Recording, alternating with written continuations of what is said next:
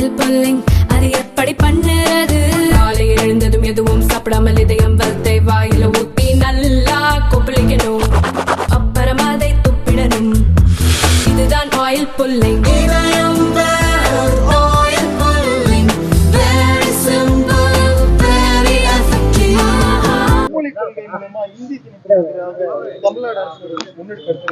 அதாவது நான் உண்மையிலே சொல்றேன், நான் இந்தி எதிர்ப்பாளர் தான்.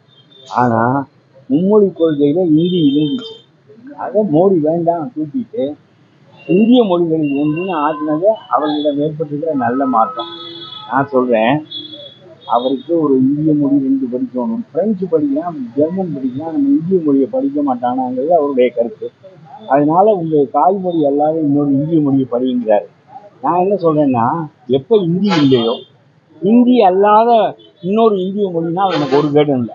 இந்தி ஆதிக்க மொழி, அது நம்மளை 2ஆம் தர குடிமக்களாக ஆக்கிவிடும், பெருவாரி இனத்தினுடைய ஆதிக்கம் ஏற்படும் சிங்களம் போல. ஆகவே நாம் இந்தியை எதிர்க்கிறோம். ஆனால் வேறொரு மொழியையும் கற்றுக்கொள், நான் பணம் தருகிறேன் என்று சொன்னால் இந்த கல்வி திட்டம் இருக்கிறது, இது சிபிஎஸ்சிக்கு நிகரான கல்வி திட்டம். கணினி, நூலகம், என்ன பசுமை கட்டிடங்கள், எல்லா வசதியும் சிபிஎஸ்சியில் 1 லட்ச ரூபா கட்டி படிக்கின்ற மாணவர்கள் என்ன வசதி அடைகிறார்களோ அதே வசதியை இங்கே உள்ள மாணவர்கள் அடையலாம். இதனுடைய அதிகாரம் மாநில அரசிடம் இருக்கும்.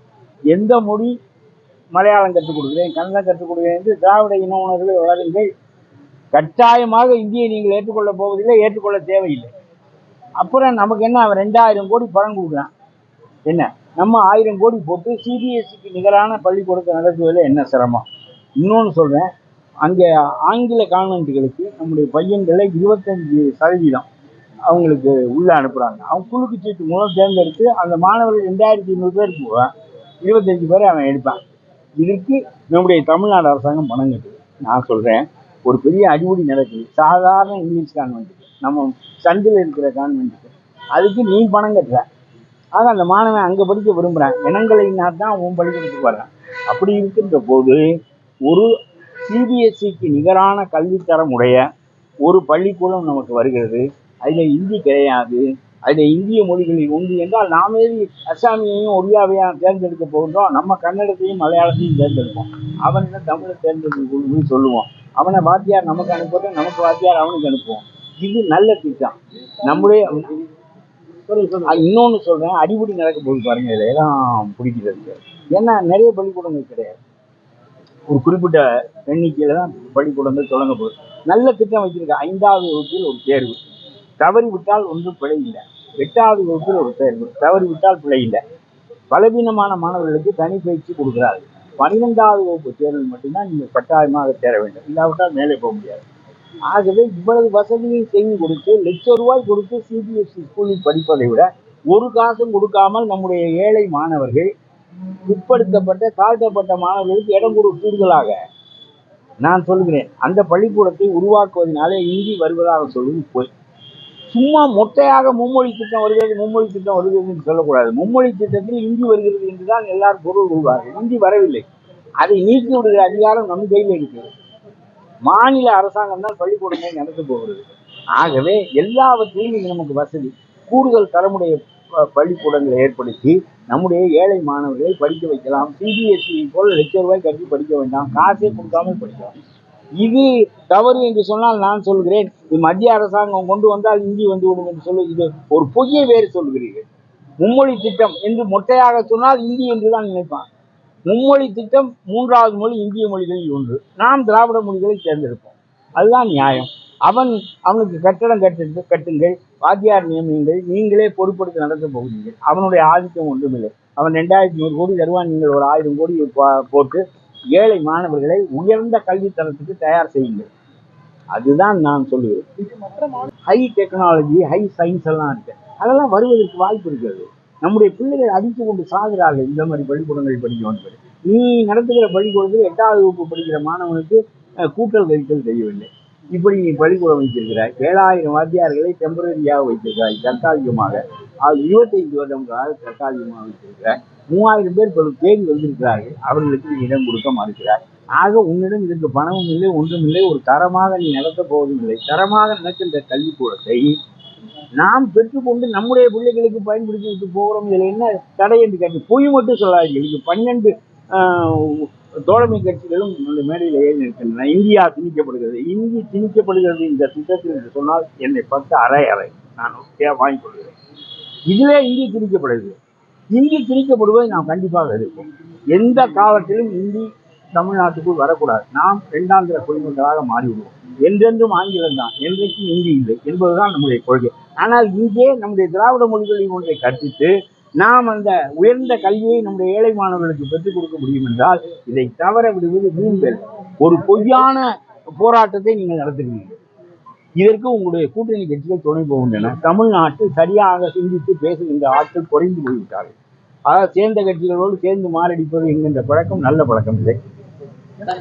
நடிகர் விஜய் அரசியல் எப்படி பாக்குறீங்க? இது என்னத்தை பார்க்க, அவர் என்ன செய்தார்? நீங்க அவர் கூட நடிச்சிருக்கீங்க படம்? இல்ல, அவர் எனக்கு நண்பர் தான். அது கிடைக்கட்டும், முனைப்போடு வர வேண்டும். என்ன, நம்ம முனைப்போடு வர வேண்டும். எங்க வயலுக்கு வர வேண்டும். மும்மொழி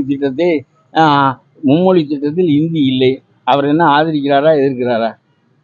நான் தைரியமாக சொல்கிறேன், நான் இந்தி எதிர்ப்பாளர். என்ன, ஆனால் இதில் இந்தி இல்லை என்கின்ற காரணத்தினால் இந்த திட்டத்தை ஏழை பிள்ளைகளுக்காக ஏற்றுக்கொள்ள என்று நான் சொல்கிறேன். இவ்வளவு பெரிய கல்வி ஏழை பிள்ளைகளுக்கு கிடைக்காது. ஒன்றை பள்ளிக்கூடத்தில் தான் படிக்க முடியும். ஆகவே இதை ஏற்றுக்கொண்டு என்று நான் சொல்கிறேனே தவிர இதிலே அதிகாரம் உண்மையில் இருக்கிறது. எந்த மொழியை வேண்டுமானால் நீ கற்பிக்கலாம். இதுதான் உள்ள நிலைமை. ஒரு பொய்யை கட்டி 3 நாட்களாக மவுண்ட் ரோடுக்கு வா மல்யுத்தம் செய்வோம் என்று பேசுகிறாரு. இது என்ன அரசியல் என்று எனக்கு தெரியவில்லை. இது ரொம்ப அசிங்கமாக இருக்கிறது. அண்ணாமலை என்ன தவறு செய்தார் என்றால், மும்மொழி திட்டம் வருகிறது, அதில் 3வது மொழி இந்தி இல்லை என்று இருக்கிற போது இந்த ஆள் இந்திக்கு கையெழுத்து வாங்குகிறேன், நாட்டு மக்கள் அதை ஆதரிக்கிறார்கள் அப்படின்னு கிளம்பணும்னு இந்தினா வருது போல இருக்கு, அதனாலதான் இந்த அண்ணாமலை கையெழுத்து வாங்குறேங்கிறாருன்னு சொல்லி இந்த குழப்பம் ஏற்பட்டதுக்கே அண்ணாமலை தான் காரணம். நான் தான் இதை தெளிவுபடுத்தினேன். இந்தி வரவில்லை, 3வது மொழியாக நாம் தேர்வு செய்கிற மொழியை வைத்துக் கொள்ளலாம். அண்ணாமலை சும்மா இப்ப காலாவதியாகி போன கொள்கை, அதெல்லாம் காலாவதி ஆகாது. எங்களுடைய வாழ்க்கை அழிஞ்சு போயிடும். நீ இந்தியை கொண்டு வந்து இந்தியை திணித்தால் கங்கை நதிக்கரைக்காலும் காவிரி கரைக்கு கலைக்குதாவா? நாங்கள் எங்க போய் ஆகுது? உனக்கு அது வலதுகை, எங்களுக்கு இடதுகை. இந்தி உனக்கு வலதுகை, எங்களுக்கு இடதுகை. அதனாலே இந்தி என்பது என்றைக்கு கிடையாது. ராஜாஜி சொன்ன கொள்கை தான் எனக்கு ரொம்ப அழுத்தமாக பிடிக்கும். இந்த 18 மொழி 16 மொழி ஏதாவது தூக்கி அடித்து விட்டார். இங்கிலீஷ் எவர், ஹிந்தி நெவர்னா. அதனால நம்ம இந்தியா ஒன்றாக இருக்க வேண்டும் என்றால் இந்த தேசிய மொழி கொள்கையை பாரதிய ஜனதா கட்சியும் காங்கிரஸும் மாற்ற வேண்டும். நான் கேட்கிறேன், நீ வாஜ்பாய் அரசாங்கத்திலும் இருந்தார், திமுகவை கேட்கிறேன். வாஜ்பாய் அரசாங்கத்தில் இருந்தார், காங்கிரஸ் அரசாங்கத்தில் பல காலம் இருந்தார். எப்பொழுதாவது இந்த தேசிய மொழி கொள்கையை பரிசீலனை செய்யுங்கள் என்று சொன்னதுண்டா? நீ ஆட்சியில் இருக்கிற போது, உன் கையில் அதிகாரம் இருக்கிற போது, உன் தயவில் அவன் இருக்கிற போது இதெல்லாம் பேச மாட்டேங்கிறாய். அப்புறம் மவுண்ட் ரோட்ல மல்யுத்தத்துக்கு வருகிறாயா என்று கேட்டதில் என்ன பொருள் இருக்கிறது? அதுல இன்னைக்கு 2 நாளா ஒரு பக்கம் Annamalai get out Stalin hashtag போட்டு ட்ரெண்ட் பண்றது, இன்னொரு பக்கம் என்னங்க get out Modi, get out Stalin, இதெல்லாம் என்ன பேசுகிறார்கள்? நாகரிகம் இல்லாமல் போயிருக்கு.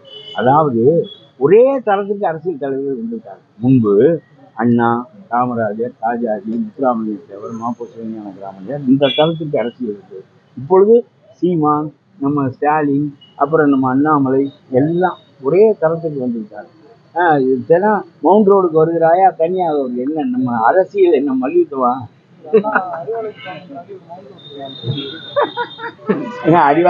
அறிவாலயத்திற்கு போனால் ஒதுப்பாய் என்று சொன்னால் அப்புறம் என்ன உங்களுடைய நாகரிகம்? நான் ஒரு கருத்தை எதிர்கொள்கிறோம். நான் சொல்கிறேன், இதிலே திமுக மூடி மறைத்து பொய்யை பேசுகிறேன். இல்லை, அவர்கள் 67க்கு முன்னால் பெரிய கட்சியாக உணர்ச்சியோடு இருந்ததற்கு இந்திய எதிர்ப்பு காரணம். இப்பொழுது ஏதாவது ஒரு பூச்சாண்டி காட்ட வேண்டும். இல்லாவிட்டால் இவர்களுடைய ஊழல் மற்றவை எல்லாம் நாள்தோறும் பேசப்படுகிறது. பெண்கள் தினந்தோறும் கற்பழிக்கப்படுகிறார்கள், தினந்தோறும் திருடர்கள் ஏறி மேய்கிறார்கள். இந்த அரசாங்கத்தால் கட்டுப்படுத்த முடியவில்லை. சிறுமிகளுக்கே பாதுகாப்பு இல்லை. இத்தகைய நிலை வந்துவிட்ட பிறகு இதை மாற்ற வேண்டும். அப்போவெல்லாம் இது மாதிரி இந்தி எடுப்பார்கள். இந்தி வந்து எடுத்தால் பரவாயில்லை, இந்தி வராமலே எடுத்தால் புலி வருகிறது என்றால் புலியும் வரவில்லை, பூனையும் வரவில்லை. இது என்ன புலி வருகிறது வேஷத்தால் என்ன பயன்? இது 2 நாளைக்கு செய்வார், 3ஆம் நாள் உண்மை தெரிந்த பிறகு உன்னை நம்ப மாட்டான். சார் நீங்க மேடையில் பேசுறப்ப சொன்னீங்க இங்கிலீஷ் உலகம் போதும், தமிழ் மனிதரை முழுமையாக்கிறதுக்கு போதும், மாற்று மொழி இன்னொரு மொழி எதுக்கு தேவையில்லை. ஆனா விட மாட்டேங்கிறாரு நம்ம மோடி. அவருக்கு என்ன கருத்துன்னா, இவங்க பிரெஞ்சு படிக்கிறாங்க, ஜெர்மன் படிக்கிறாங்க, நம்ம இந்திய மொழியை படிச்சா என்ன இன்னொன்னு அப்படின்னு அவர் நினைக்கிறார். அவருக்கு கொஞ்சம் இந்தியாவை தாண்டி அவருக்கு சிந்தனை இருக்காது. ஆனா நமக்கு பெரிய லட்டு தர்றேன், இந்த தேங்காய் பருத்தியையும் சேர்த்து தின்னா தொலைஞ்சிட்டு போவையும் சேர்த்து தின்போங்கிறேன். லட்டு கிடைக்கும்னா நமக்கு பெரிய கல்வி திட்டம் ஒன்று கிடைக்கும் என்றால் உயர் கல்வி திட்டம், அது இன்னொன்னையும் சேர்த்து பண்ணிக்கன்னா பரவாயில்ல, தொலைஞ்சிட்டு போகுது. நான் இது வேணும்னு சொல்லலை, அவன் இல்லைன்னா தரமாட்டேங்கிறானே, நமக்கு என்ன செய்யறது? அதனால ஏற்றுக்கொள்வோம், அவ்வளோதான். ரொம்ப இது மாதிரி நான் பார்த்ததே இல்லை. 4வது வகுப்பு படிக்கிற பெண்ணு, 8வது வகுப்பு படிக்கிற பெண்ணு, ஒரு மாடுகளாக போயிட்டாங்க. அதாவது உங்களுக்கு சொல்றேன், நாட்டில் ஆட்சி தலைவன் எவ்வளவு செம்மையாக இருக்கிறானோ அவ்வளவுக்கு நாடு செம்மையாக இருக்கும். அவர்கள் தடுமாறுகிற போது அவர்கள் விழிந்தால் என்றால் சிறைக்கு போவார்கள், மந்திரியாக இருப்பார்கள், பிறகு சிறைக்கு போய்விட்டு மந்திரியாவார்கள் என்கின்ற நிலையெல்லாம் மதிப்பு இருக்காது. நாம் பின்பற்றுகிற தலைவர்கள் மதிப்பற்றவர்களாக போய்விட்டால் நாட்டில் எல்லா காரியங்களும் ரொம்ப மோசமானதை விட 2வது நம்முடைய போலீஸ் என்பது ரொம்ப கெடுத்து விட்டார்கள். எதற்கெடுத்தாலும் சிபிஐ விசாரணை நடத்தி என்று கோர்ட் சொல்லுகின்ற நிலைமை வந்துவிட்டது. அப்படியானால் நம்முடைய போலீஸை கலைத்து விட்டே போறோம். எதற்கெடுத்தாலும் சிபிஐ விசாரணை என்றால் எதற்கு? போலீஸ் அதிகாரம் ஒரு அதிகாரமும் இல்லை. இவர்கள் சொன்னதற்கு அவனை கைது செய்யலாம். முதல் நாள் அண்ணா பல்கலைக்கழகத்தில் அந்த பெண்ணை கற்பழித்தானே, அவனை வீட்டுக்கு அனுப்பி விட்டார். போய் டாக்டர் படிச்சிருக்கு, நாளைக்கு வா என்று. விவகாரம் பெரிதாகி விட்ட உடனே பிடித்து கொண்டு வந்து சண்டை கொண்டு உள்ளே தெரிவித்தார். அது என்ன, இது இவ்வளவு பெரிய கற்பழிப்பு நடந்திருக்கிறது, அவனை பிடித்து வீட்டுக்கு போய் படுத்து விட்டு நாளைக்கு வா என்று சொன்னால் இதெல்லாம் அரசு நடத்துகின்ற முறையா என்று கேட்கிறேன். இப்ப நான் காகங்கள் என்ற ஒரு படத்தில் நடித்தேன். அது ஆனந்த அண்ணாமலை என்று ஒரு பையன் எடுத்தார். ரொம்ப படித்தவர், 40 வயது இருக்கும். தெலுங்குல 88 கோடிக்கு ஒரு ப்ராஜெக்ட் செய்து எடுத்தார். அப்புறம் இப்பொழுது 2 படம், எல்லாம் சின்ன படங்கள், அதனாலே உங்களுடைய கவனத்துக்கு வருவதில்லை. விஜயோடு நடித்தால், அங்காடி தெருவில் நடித்தால் உங்களுடைய கவனத்திற்கு வரும். இந்த சின்ன படங்கள் நடித்தால் நான் தான் பார்த்து கொள்ள வேண்டும்.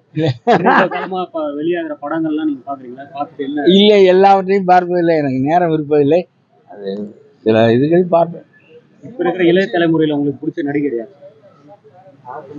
எனக்கு பிடிச்ச நடிகர் எல்லாம் நடிக்கிறத பொறுத்து எல்லாரையும் பிடிக்கும். இதில் என்ன, நான் ரசிக மனப்பான்மையோடு அவர்களை போற்றி பழக்கப்பட்டவன் இல்லை சிறு வயதிலிருந்தே. எம்ஜிஆர் ஓங்கி இருந்த காலத்திலும் கூட எம்ஜிஆரை எனக்கு ரொம்ப பிடிக்கும். ஆனால் அது நடிப்பதற்காக இல்லை, பொதுவாக.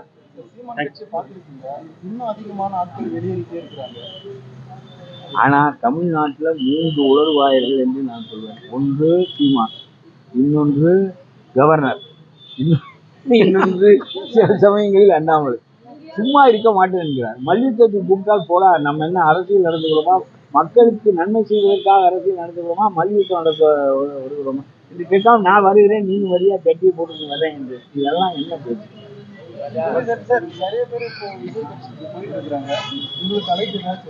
இல்லை, நான் அவரை பார்த்து விவகாரம் விட்டது எல்லாம் அழைப்பு எனக்கு கொடுக்க வேண்டிய தேவையும் இல்லை. நான் பல கருத்துக்கள் என்னுடைய வேகத்தை தாங்குவதற்கு பல பேரால் முடியாது. அதனால அதை விட்டு விடுங்க.